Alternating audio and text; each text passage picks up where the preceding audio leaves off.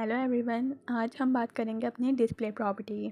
तो display property में हमारे पास 4 वैल्यूज़ होती हैं, इनलाइन, ब्लॉक, इनलाइन ब्लॉक और नन। जैसे कि हमने एचटीएमएल में पढ़ा था इनलाइन एलिमेंट और ब्लॉक एलिमेंट का। तो हमारे पास इनलाइन एलिमेंट्स में होते थे जैसे स्पैन हो गया, बटन हो गया और भी बहुत सारी चीज़ें हैंगी जो हमारी इनलाइन एलिमेंट्स होती थी। इनलाइन एलिमेंट्स मतलब जो हम कंटेंट लिख रहे हैं, अपना कोई कुछ लिख रहे हैं तो सिर्फ ये उतनी ही जगह लेता था। पर ब्लॉक एलिमेंट में क्या होता था, जैसे ब्लॉक लेवल एलिमेंट में हमारे पास होती है हेडिंग, होती है पैराग्राफ, होता है डिफ, होता है, सही है ना। ये सारी चीज़ें जो हमारी ब्लॉक लेवल एलिमेंट में होती हैं। और ब्लॉक लेवल एलिमेंट ऐसा होता है कि वो पूरी विड्थ की स्पेस ले लेता है, ठीक है। तो यहाँ मैं काम करती हूँ, ये मैंने एक पेज बनाया हुआ है, इसमें मैंने सेल्स को लिंक भी कराया है। अब मैं यहाँ डिव बना लेती हूँ एक, इसमें लिख देते हैं this is a div, okay. और एक बटन बना लेते हैं, बटन में बना देती हूँ, ठीक है। एक बटन बन गया और एक डिव बन गई। पर अभी इसमें कुछ पता नहीं चल रहा कौन सा ब्लॉक लेवल एलिमेंट है और कौन सा इनलाइन। तो मैं डिव में एक बैकग्राउंड कलर दे देती हूँ ये, और बटन को भी मैं एक बैकग्राउंड कलर दे देती हूँ बैकग्राउंड कलर ये, ठीक है। अब पता चल रहा है कि इसमें कौन सा ब्लॉक लेवल एलिमेंट है और कौन सा इनलाइन एलिमेंट है, ठीक है। तो हमारे पास जो डिफ है वो हमारा ब्लॉक लेवल एलिमेंट है, मींस कि वो पूरी विड्थ ऑक्यूपाई कर रहा है, पूरी विड्थ का स्पेस ले रहा है, ठीक है। और इनलाइन जो है हमारा सिर्फ बटन जो है हमारा इनलाइन है, ठीक है। सिर्फ इसने जितना कंटेंट लिखा है ना, सिर्फ इसने उतनी ही जगह ली है, इससे ज़्यादा नहीं लिए हुए। यहाँ से इंस्पेक्टर के देख लेते हैं, ठीक है। तो ये जो है सिर्फ इतनी जगह ले रहा है और ये पूरी विड्थ को ऑक्यूपाई कर रहा है। अब मैं यहाँ आके क्या करती हूँ, मैं इसको डिस्प्ले कर देती हूँ इनलाइन। डिस्प्ले जैसे ही इनलाइन करूँगी तो मेरा जो ये ब्लॉक लेवल एलिमेंट था ना, ये इनलाइन हो गया।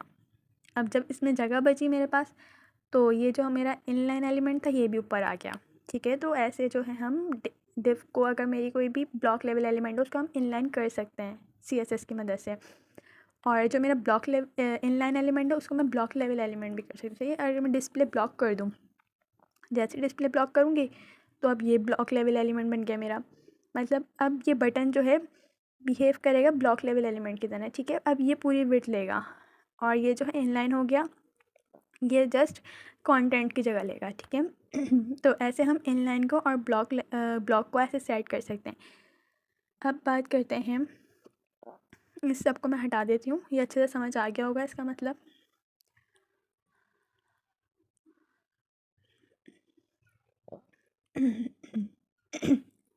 इधर मैं 4 डिव बना लेती हूँ, ठीक है। जैसे कि एक मिनट,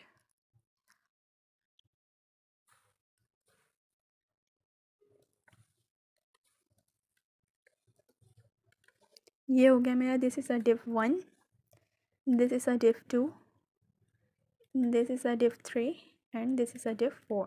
सेव करते हैं इसको, यहाँ से CSS भी हटा देते हैं। अब जब मैं इसको सेव करती हूँ तो ये मतलब मेरा ब्लॉक लेवल एलिमेंट है, तो ये लाइन से नहीं आ रहे हैं, ये सही है ना। एक लाइन पूरी करके दूसरी लाइन में, तीसरी लाइन में, चौथी लाइन में आ रहे हैं, ठीक है। अब मैं यहाँ पे इसको CSS में डिफ में मैं बैकग्राउंड कलर दे देती हूँ, पिंक दे देते,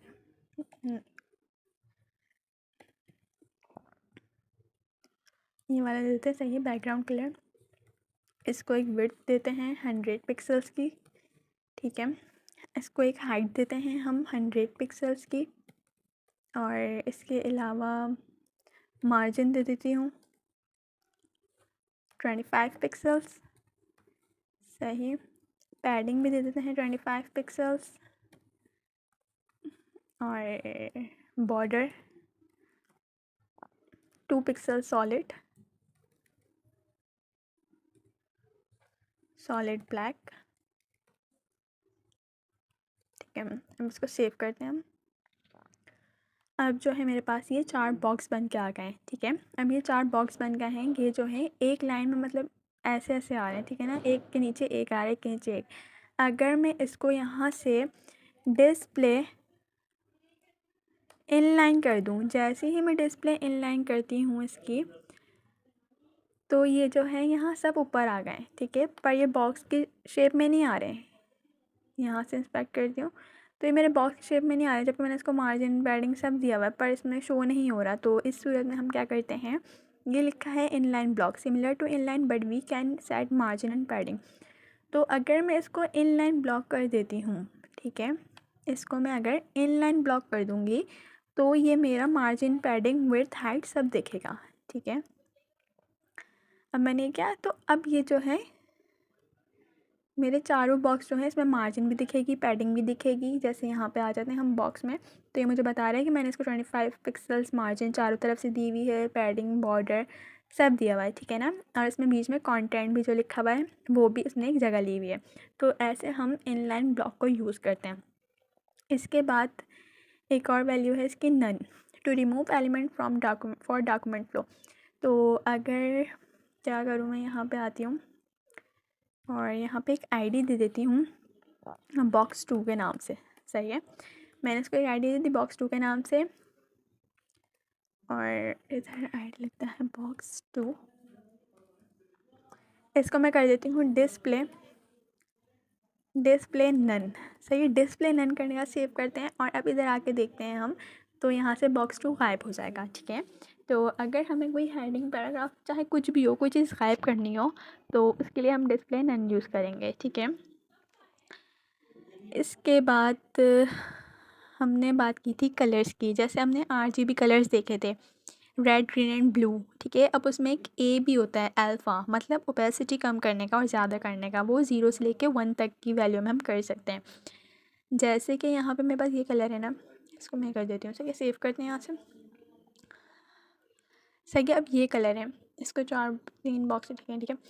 अब जो है यहाँ पे मेरे पास आर का कलर ये है, ठीक है, इसको मैं 0 कर देती हूँ यहाँ से, ब्लू कम कर दिया मैंने, ग्रीन को मैं 2 कर देती हूँ, ठीक है। और मैं यहाँ पे एक और कलर दे देती हूँ 0.5, तो ये थोड़ा लाइट कलर बन के आ गया, ठीक है ना। अगर मैं इसको 0.6 कर दूँ थोड़ा डार्क हो जाएगा, 9 करती हूँ तो और डार्क हो जाएगा। ऐसे जो है ओपेसिटी को अपने कम और ज़्यादा कर सकते हैं, ठीक है ना। अगर मुझे कलर बहुत लाइट चाहिए तो मैं 1 कर दूँ, सही ना, हम अल्फ़ा को वो करते हैं। अगर 2 कर दूँ तो और थोड़ा सा बढ़ जाएगा, अगर मैं 8 कर दूँ तो और डार्क हो जाएगा, अगर मैं इधर 1 कर दूँ तो ये बहुत ही ज़्यादा डार्क हो जाएगा, ठीक है। तो ये अल्फ़ा कलर्स होते हैं हमारे पास। इसके बाद हम बात करते हैं परसेंटेज, जैसे कि it is often use to define a size are relative to an element parent object.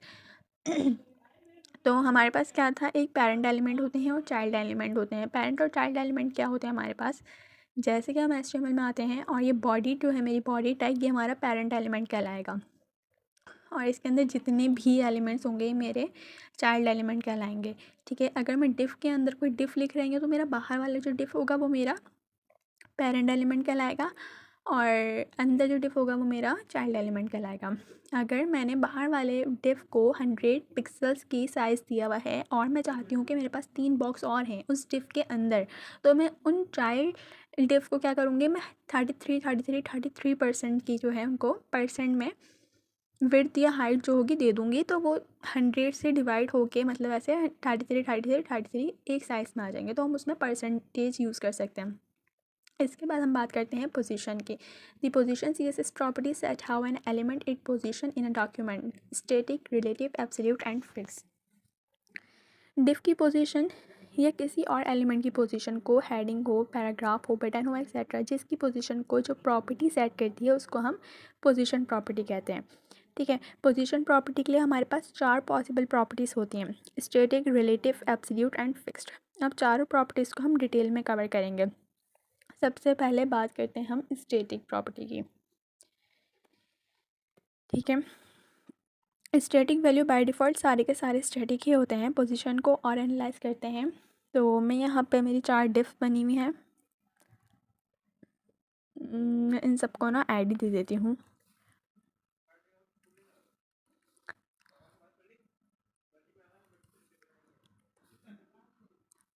Four, 3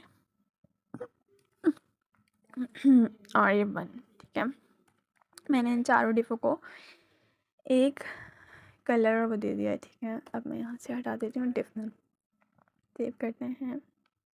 तो मेरे पास 4 डिव बने हुए हैं यहाँ पे, ठीक है ना। अगर मैं इसको क्या कर दूँ, पोजीशन इसकी मैं स्टैटिक कर देती हूँ, सही है ना। पोजीशन में इसकी स्टैटिक करती हूँ तो ये बाय डिफ़ॉल्ट स्टैटिक ही होती है, कोई फ़र्क नहीं पड़ेगा इससे, ठीक है ना, क्योंकि स्टैटिक ही होती है, सही है। इसमें कोई चेंज नहीं आएगा। पर इसके अलावा 3-4 प्रॉपर्टीज़ और होती हैं, जैसे कि होती है टॉप, राइट, बॉटम, लेफ़्ट, सही है ना। जब भी मुझे टॉप से कोई डिस्टेंस ऐड करना होता है कि पेज से मेरा एलिमेंट कितने डिस्टेंस पे होना चाहिए, तो उसके लिए टॉप प्रॉपर्टी यूज़ करेंगे, ठीक है। मैं सिंपली लिख सकती हूँ जैसे टॉप से मुझे 30 पिक्सल्स होना चाहिए, या 4 प्रॉपर्टीज़ को यूज़ करके हम अपने एलिमेंट को आगे पीछे करके सेट कर सकते हैं, ठीक है। अब ये 4 प्रॉपर्टीज़ स्टैटिक के साथ काम नहीं करती। मतलब अगर मैं पोजीशन स्टैटिक कर देती हूँ और मैं इसको टॉप से मैं इसको 10 पिक्सल्स भी दे दूँ, सही है ना, टॉप 10 पिक्सल्स, तो ये सेव करती हूँ, पर ये कोई काम नहीं करेगा मेरा, ठीक है ना, क्योंकि ये बाय डिफ़ॉल्ट स्टैटिक ही होती है और ये कोई काम नहीं करती स्टैटिक प्रॉपर्टी। तो अब आ जाते हैं सेकंड वाले पे, ठीक है। अब बात आ जाते हैं सेकंड पे, रिलेटिव। अगर पोजीशन को रिलेटिव किया एलिमेंट की पोजीशन में, अब कोई चेंज आएगा तो वो एलिमेंट रिलेटिव टू इटसेल्फ हो जाएगा। जैसे बॉक्स 2 की बात करते हैं, अगर मैंने बॉक्स 2 के लिए पोजीशन को सेट कर दिया, जैसे कि मैंने यहाँ बॉक्स 2 के लिए पोजीशन को रिलेटिव सेट कर दिया, ठीक है ना। अब मैंने इसको रिलेटिव सेट कर दिया और अब मैं टॉप से कोई इसको दूंगी, टॉप से मैं इसको 20 पिक्सल्स अगर दूंगी तो अब ये काम करेगा, ठीक है। ओहो, ठीक है। तो अब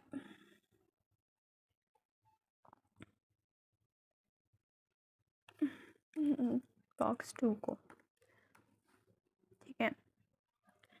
तो अब ये यहाँ से थोड़ा नीचे आया, अगर आप लोगों ने गौर किया हो तो, ठीक है। तो ये अगर मैं चाहूँ तो मैं लेफ़्ट से भी दे सकती हूँ, राइट से भी दे सकती हूँ। मैं इसको जो है 40 पिक्सल्स करके दिखाती हूँ तो अब सही से समझ आ जाए, ठीक है। तो रिलेटिव काम करती है, ये बॉक्स से नीचे आ गई। अगर मैं यहाँ से लेफ़्ट से मैं इसको 30 पिक्सल्स दे दूँ तो क्या होगा, ये राइट के साइड चली जाएगी, राइट साइड चली जाएगी, ठीक है। तो स्टैटिक को हम इस तरह यूज़ करते हैं, ओ सॉरी, रिलेटिव को। थर्ड होता है हमारे पास एब्सोल्यूट पोजीशन। एब्सोल्यूट पोजीशन होती है position relate to it closest position ancestor. Position ancestor का मतलब है ऐसा एंसिस्टर जो नॉन स्टैटिक हो, मतलब जिसकी पोजीशन स्टैटिक ना हो।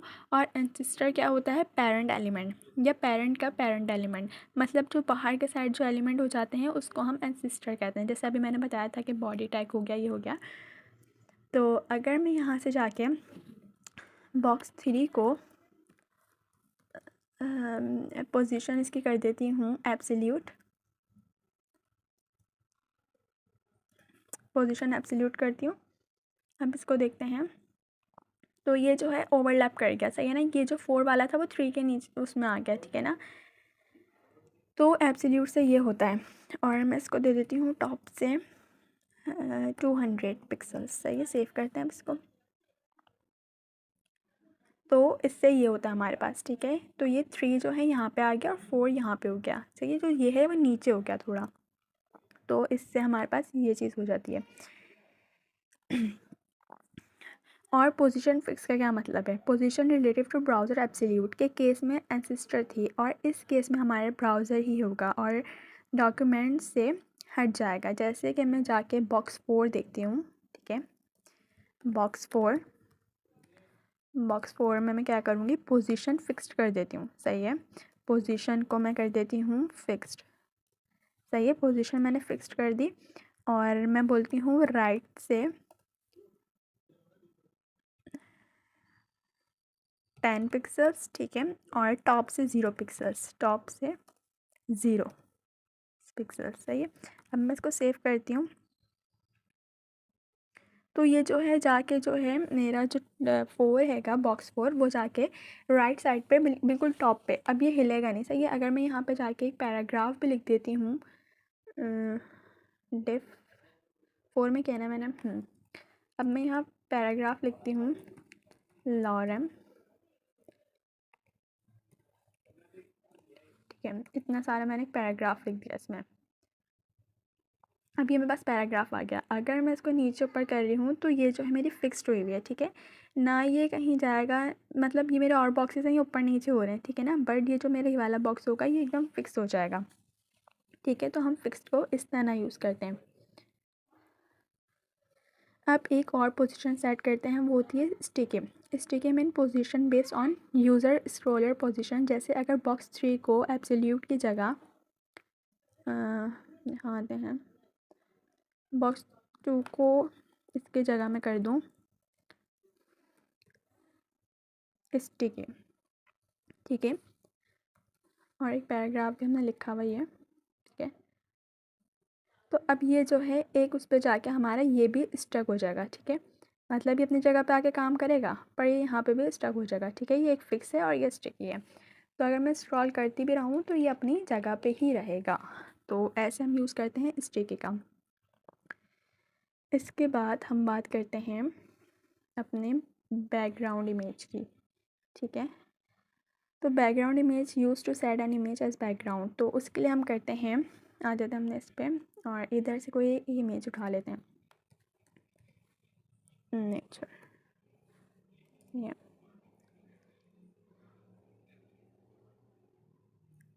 जैसे मैं ये वाली पिक्चर ले लेती हूँ और इसको सेव कर लेते हैं हम।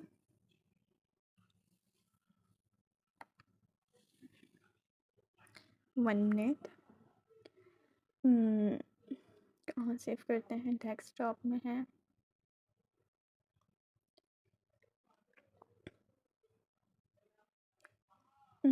जिसमें काम कर रही हूँ मैं उसी में सेव कर लेती हूँ, ठीक है।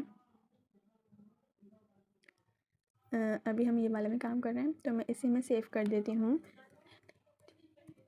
ठीक है। अब मैंने इसमें सेव कर ली और अब मैं यहाँ के देखती हूँ तो मेरे पास इस वाले फ़ोल्डर में एक वो भी है, ठीक है। तो अब मैं क्या करती हूँ, मैं बॉक्स 1 के लिए करती हूँ, ठीक है ना, बॉक्स 1, ठीक है, और यहाँ दे देती हूँ बैकग्राउंड इमेज, ठीक है, बैकग्राउंड इमेज आ रहा है मेरे पास। अब मैं इसका URL, ठीक है ना, जैसे कि हम यहाँ देख सकते हैं इसमें क्या दिया हुआ है इन्होंने, अब URL लिखेंगे हम, सही है। URL जैसे लिखा, अब ये हम URL मांग रहे हैं कहाँ है आपकी इमेज, तो हम डॉट / करेंगे। अब ये मेरे पास आ रही है नेचर इमेज, सही है, सेव करती हूँ मैं इसको। और अब जब मैं जाके अपने इस पर देखती हूँ तो इमेज यहाँ पे आ गई है, ठीक है। इसके अलावा और भी चीज़ें होती हैं, कभी कभी हमारी इमेज नहीं आ रही होती तो उसके लिए हम साइज़ यूज़ करते हैं, कवर, कंटेंट और ऑटो। तो ज़्यादातर जो यूज़ होता है वो कवर यूज़ होता है। अगर मैं यहाँ पे जाके बैकग्राउंड इमेज को कवर कर दूँ, एक मिनट,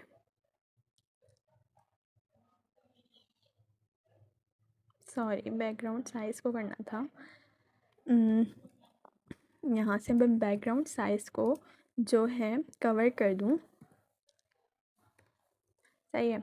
तो ये एक ना मेरे बॉक्स में ही रहेगी, ठीक है। अगर मुझे बैकग्राउंड में भी कोई इमेज देनी हो, जैसे कि बॉडी में, जैसे मैं बॉडी यहाँ मतलब पूरी बॉडी में आएगी मेरी इमेज जो होगी ना, मतलब जितना काम हुआ है उसमें बॉडी लिखते हैं, सही है। और इसके अंदर मैं लगा देती हूँ बैकग्राउंड इमेज URL, सही है, नेचर, सही, सेव करते हैं इसको। तो अब मेरे बैकग्राउंड पे जो है नेचर की इमेज आ जाएगी। अब ये मतलब छोटी छोटी ऐसे करके आ रही है, तो इस सूरत में हम बैकग्राउंड साइज़ का यूज़ करते हैं, सही है।